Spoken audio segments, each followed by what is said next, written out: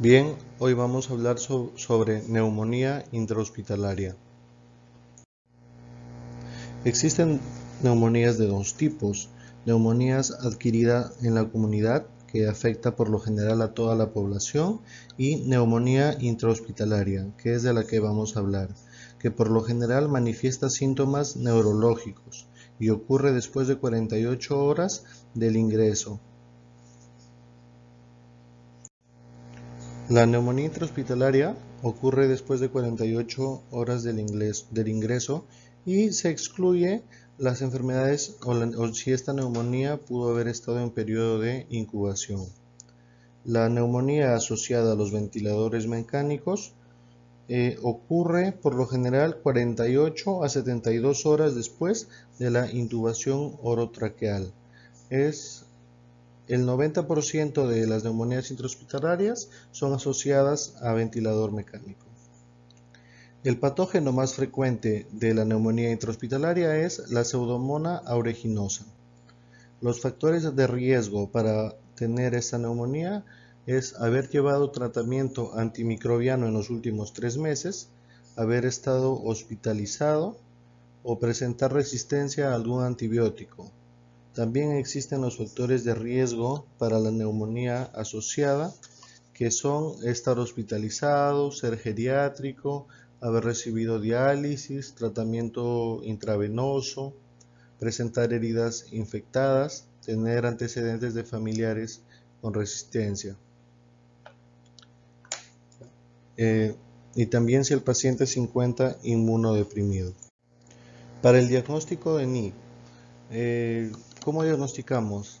Al observar la aparición de nuevos infiltrados que son persistentes o de carácter progresivo, 48 horas después del ingreso, o sea, tiene que haber este parámetro más dos de los que siguen. Por ejemplo, tiene que haber una alteración en la temperatura, ya sea inferior a 36 grados o mayor a 38. Puede haber una leucocitosis con leucocitos mayores a 12.000 o una leucopenia con leucocitos menores a 4.000.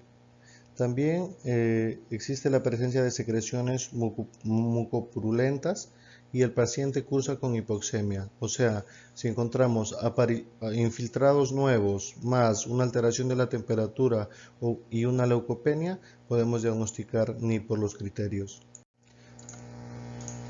A la evaluación, primero la anamnesis, la filiación, la edad es importante para conocer la neumonía por los grupos etarios, siendo este porcentaje muy importante la edad de entre 1 y 4 años, ya que se da aproximadamente el 35% de todas las neumonías. Y este factor aumenta con la edad, es decir, mayores de 60 años también hay un alto riesgo de concebir neumonía intrahospitalaria. En el sexo no varía entre hombre y mujer, es decir, cualquiera de los dos está más predispuesto. Y la ocupación sí es importante. Trabajar en entornos donde se inhala polvo, donde se inhalan sustancias químicas o hay contaminación del aire o emanaciones tóxicas, esto daña los pulmones y lo vuelve más vulnerables a infecciones. Por ejemplo, personas que trabajan en las minas, personas que trabajan con el algodón, con el asbesto, son más propensos a una neumonía intrahospitalaria. Continuamos con los antecedentes personales. Generalmente preguntamos cómo es tu vivienda, es decir, si la vivienda es de esteras o de madera, puede haber una acumulación de polvo o puede haber un paso para las bacterias, es decir, no es un ambiente que puedas mantener limpio.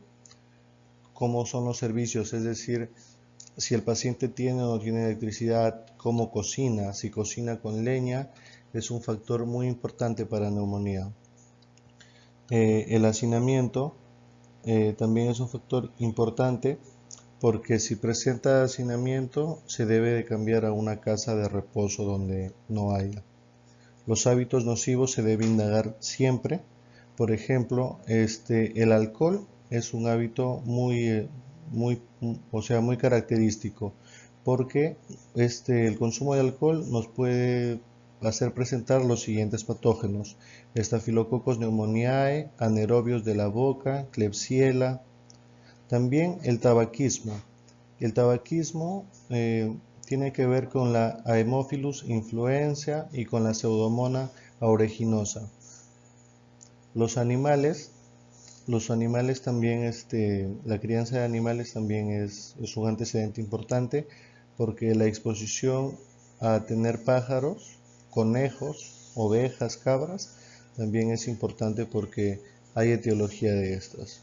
Y los últimos viajes, y he realizado viajes a lugares endémicos donde puede haber un brote de neumonía. En los antecedentes patológicos, si el paciente cursa con una insuficiencia renal crónica, está en riesgo. También la EPOC es desencadenante de NI. El cáncer, la diabetes mellitus, si ha cursado con esplenectomía para algún proceso, también puede haber una infección por ahí. Si tiene antecedente de tuberculosis, si presenta insuficiencia cardíaca o una secuela de una enfermedad cerebrovascular. Las hospitalizaciones previas son importantes porque en estas hospitalizaciones puede haber adquirido la neumonía. La medicina de uso frecuente que nos indica una posible NI puede ser el uso de betalactámicos en los últimos 90 días o haber usado corticoides sistémicos en los últimos 30 días.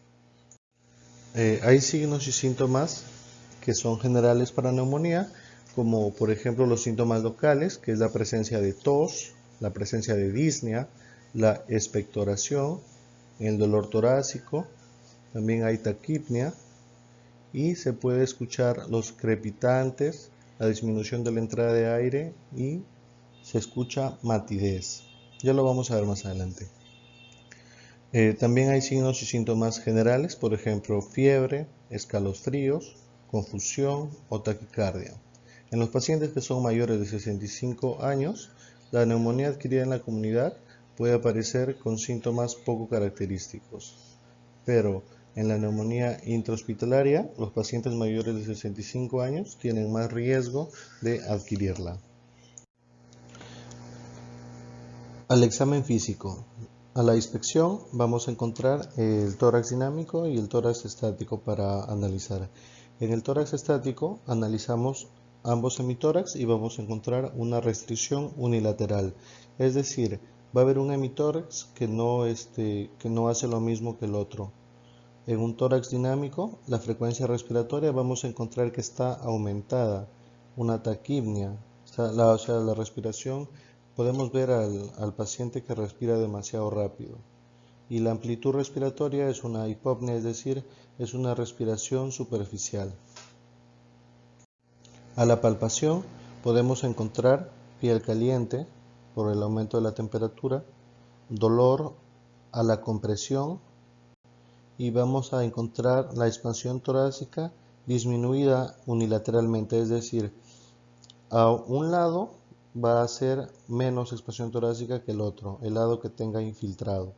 Las vibraciones vocales se van a encontrar aumentadas a la palpación.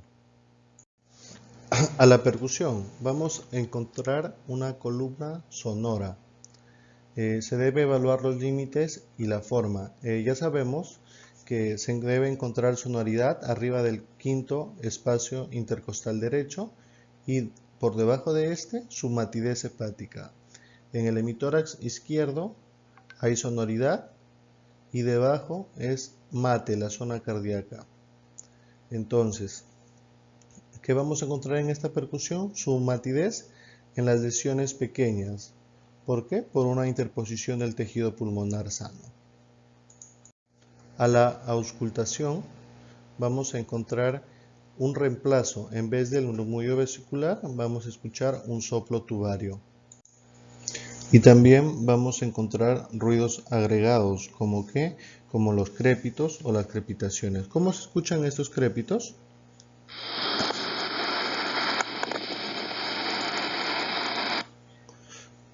También otra forma de escuchar los crépitos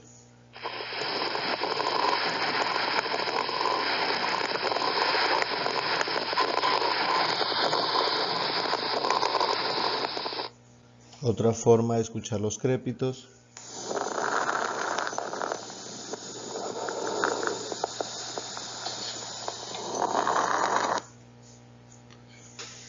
A su vez, vamos a encontrar, al auscultar la voz, las vibraciones bucales van a estar disminuidas, ¿ok? O abolidas, ¿no? Y variaciones patológicas, puede haber un aumento en la resonancia, por ejemplo, una broncofonía. ¿Cómo se escucha una broncofonía?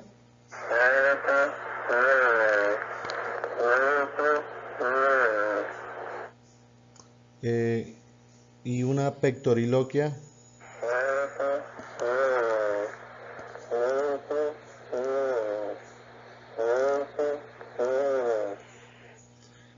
Y en algunas ocasiones se ausculta egofonía.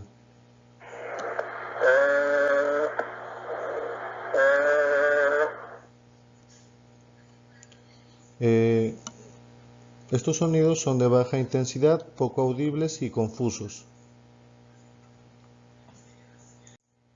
La broncofonía se refiere a los sonidos vocales que son más fuertes y más claros de lo normal, cuando se escucha a través de la pared torácica. La pectoriloquia se refiere a los sonidos susurrados que son más fuertes y más claros que los normales. Y la egofonía son sonidos de voz que se transmiten a través del pecho y presentan una calidad nasal debido a la amplificación selectiva de frecuencias más altas. Para confirmar el diagnóstico se debe pedir una radiografía y lo que se va a ver generalmente es un infiltrado y ya tú delimitas. También se hace una broncoscopía flexible. Esto es un estudio microbiológico de carácter invasivo. También se hace un cepillado bronquial protegido, todo esto para confirmar el diagnóstico. De una forma no invasiva se puede hacer un cultivo de esputo, un aspirado endotraqueal. Se debe evaluar el riesgo de neumonía asociada a ventilador mecánico antes de dar el tratamiento. El tratamiento empírico de neumonía intrahospitalaria para los pacientes que no están en UCI es ceftriaxona más levofloxacino. Y el tratamiento empírico para los pacientes que sí están en UCI es o una cefalosporina o un carbapenén o un betalactámico más un inhibidor de la betalactamasa como puede ser piperacilina más una fluoroquinolona más linezolid o vancomicina.